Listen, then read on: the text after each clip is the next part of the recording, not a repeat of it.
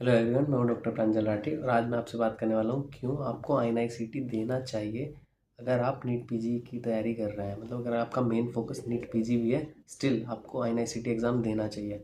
ये वीडियो इसलिए बना रहा हूं कि मेरे कुछ दोस्त हैं, वो बोलते हैं कि आईएनआईसीटी क्या ही देना, नीट पीजी देंगे, एम्स तो हो नहीं पाएगा, नीट पीजी के लिए तैयारी कर लेते हैं। तो मैं कुछ रीज़न देने वाला हूँ जो आपको बिल्कुल सुनने चाहिए क्यों आईएनआईसीटी इंपॉर्टेंट है अगर आपका मेन टारगेट नीट पीजी भी है। तो ये शुरू करता है, ठीक है। तो स्किप नहीं करना है, मतलब आईएनआईसीटी के लिए बहुत से लोग जो सोचते हैं तो यही है, तो क्यों नहीं करना है वो सब मैं इस वीडियो में बताने वाला हूँ, ठीक है। देखो, सबसे पहले तो आपकी अर्ली प्रिपरेशन बूस्ट हो जाती है इससे।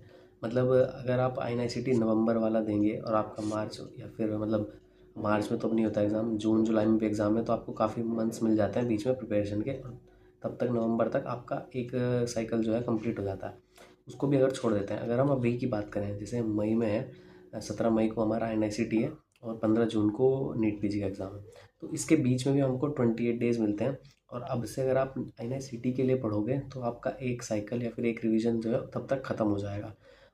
मतलब ये बहुत ज़रूरी है, क्यों? क्योंकि आपको आपकी तैयारी शुरू से शुरू हो जाएगी, जल्दी शुरू हो जाएगी अगर आप आईएनआईसीटी के लिए पढ़ोगे। अगर आप इंटर्न हो और आप नवंबर वाले आईएनआईसीटी को फोकस करोगे कि वहाँ तक मुझे अपना सिलेबस ख़त्म करना है, तो आपकी तैयारी जल्दी से शुरू होगी, जल्दी ख़त्म होने की तरफ होगी, क्योंकि आपके पास एक डेडलाइन पहले से सेट होगी जो काफ़ी इंपॉर्टेंट है। इसके अलावा बेटर कॉन्सेप्ट क्लियरिटी, ठीक है। देखो, आईएनआईसीटी में पता है, मतलब जो है क्लिनिकल कॉन्सेप्ट आते हैं और कोर बेसिक को पूछते हैं, मतलब पैथो वगैरह वाले क्वेश्चन काफ़ी आते हैं उसमें। अगर आपके कॉन्सेप्ट स्ट्रॉन्ग होंगे तो आपको नीट पीजी ईजी होगा सॉल्व करना, ठीक है। ये भी है।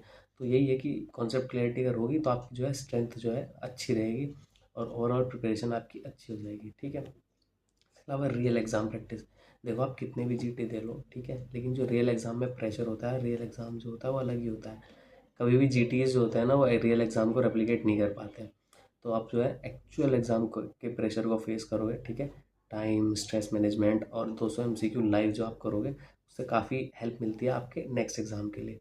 देखो, अगर आप फर्स्ट टाइम दे रहे हो, मतलब इंटर्नशिप के साथ हो, तो बहुत ही ज़्यादा ज़रूरी है, क्योंकि अगर आप एक दो ड्रॉप लिए हुए हैं आपने, तो आपको एग्ज़ाम का थोड़ा आइडिया रहता है। लेकिन जो फ्रेश रहते हैं, जिन्होंने पहली बार एग्ज़ाम में बैठना है, उनके लिए अच्छा है कि वो आईएनआईसीटी से थोड़ा अपने आप को फेमिलियर कर लें, उसके बाद नीट पीजी का एग्ज़ाम दें, तो बहुत इंपॉर्टेंट होता है, ठीक है।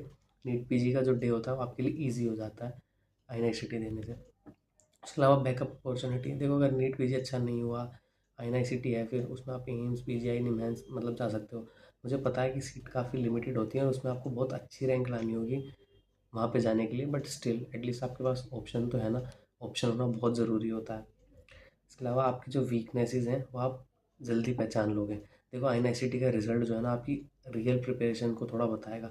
मैं ये नहीं कह रहा हूँ कि आईएनआईसीटी का एग्ज़ाम में जो रिज़ल्ट होगा वही आपका रेप्लिकेट करेगा नीट पीजी में, नहीं।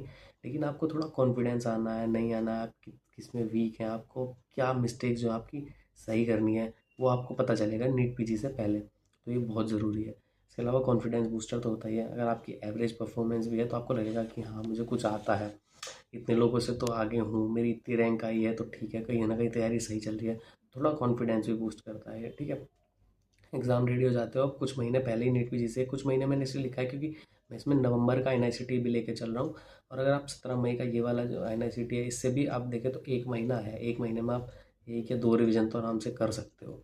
तो कॉन्फिडेंस बूस्ट और ज़्यादा हो जाएगा फिर आपका। इसके अलावा क्लिनिकल थिंकिंग डेवलपमेंट, देखो आईएनआईसीटी के जो क्वेश्चन होते हैं ना, वो हाईली क्लिनिकल होते हैं। मतलब कुछ कुछ तो वो एकदम फैक्ट बेस्ड पूछ देते हैं, वन लाइनर काफ़ी सारे आते हैं। लेकिन जो उनके क्लिनिकल क्वेश्चन होते हैं ना, वो काफ़ी अच्छे होते हैं, ठीक है। उनसे मतलब जो है आपकी प्रिपरेशन में काफ़ी हेल्प होगी, एक श्योर है, ठीक है। तो मतलब देना ही है एग्ज़ाम एट लास्ट, यही है, ठीक है। इसके अलावा जो है क्विक समरी में बता देता हूँ मैंने क्या क्या पॉइंट बताया आपको। जल्दी से शुरुआत हो जाएगी आपकी तैयारी की, कॉन्सेप्ट्स आपके बेटर हो जाएंगे, रियल एग्ज़ाम की प्रैक्टिस हो जाएगी, बैकअप अपॉर्चुनिटी रहेगी आपके पास, आप अपने वीकनेसेस करेक्ट कर सकते हो, आपको कॉन्फिडेंस बूस्टर हो सकता है, क्लिनिकल थिंकिंग आपकी अच्छी हो सकती है। तो इतने सारे रीज़न हैं आईएनआईसीटी को आपके देने के लिए। तो मैं यही कहूँगा, इस अपॉर्चुनिटी को मिस मत करना, आईएनआईसीटी को सीरियसली देना। आपकी नीट पीजी की जो सक्सेस है वो इस पर कहीं ना कहीं डिपेंड करती है, टोटली नहीं करती है। ऐसा नहीं है कि आपका आईएनआईसीटी अगर ख़राब हो गया तो आपकी नीट पीजी में अच्छी रैंक नहीं आएगी, बट एटलीस्ट कहीं ना कहीं ये अच्छा रहता है आईएनआईसीटी देना, ठीक है। इतने सारे आपको मैंने बताए हैं रीजंस। तो जो है 17 मई को एग्ज़ाम में ज़रूर दे के आना।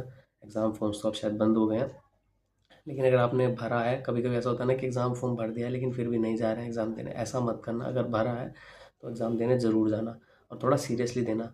हो सकता है कि आपको सेंट्रल इंस्टीट्यूट में कोई सीट मिल जाए। आप नीट पीजी फोकस कर रहे थे, आईआईसीटी में आपकी बहुत अच्छी रैंक आ जाए तो काफ़ी सही है। और आईआईसीटी का रिजल्ट भी जल्दी आ जाता है। आपके नीट पीजी एग्ज़ाम से पहले आपके पास आईआईसीटी का रिजल्ट होगा।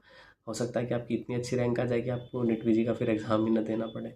मतलब ऐसा बहुत कम लोगों के साथ होगा, बट स्टिल हो सकता है। तो यही कहूँगा और बाकी थैंक यू फॉर वॉचिंग।